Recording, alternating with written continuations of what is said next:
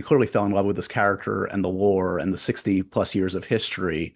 Have you put in your 2 cents about like, oh, it would be great to explore this aspect of the character? I know it's like beyond your pay grade, but like selfishly as an actor, what do you want to play of Sue if you got to keep going?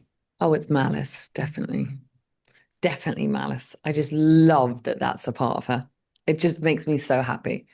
It makes me so happy because she has, I tried to understand, right?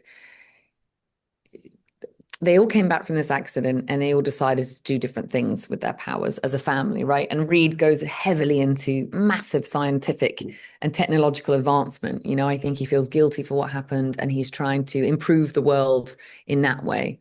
And Sue creates this future foundation, which literally goes around to every country leader. This sort of is mentioned at the beginning of the movie, and she gets them to disarm and to get rid of all their armies. And I thought, oh my gosh, that is the hardest thing that anyone could try and persuade our current world to do. And so I thought she must have such a high emotional intelligence to be able to do that. Um, and she's made a choice, right? There was one line, I don't think it's in the film, but she says, there was one line at one point, she says to Moleman, you know, if you're not careful, I could give you an aneurysm in a second.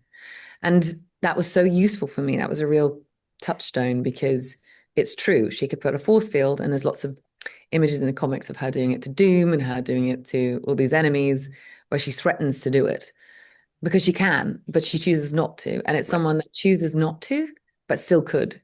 And so I love this. Always love Alice because it's almost like a part of her that needs to come out to be expressed that while she is committed to being altruistic and being a leader and doing good in the world, she also has a shadow side, like we all do, which has to come out in order for her then in the comics to become Invisible Woman. She renames herself from Invisible Girl, you know, so she becomes a woman by going through a dark time. And that always felt really, I loved that journey. I thought it felt very, very true.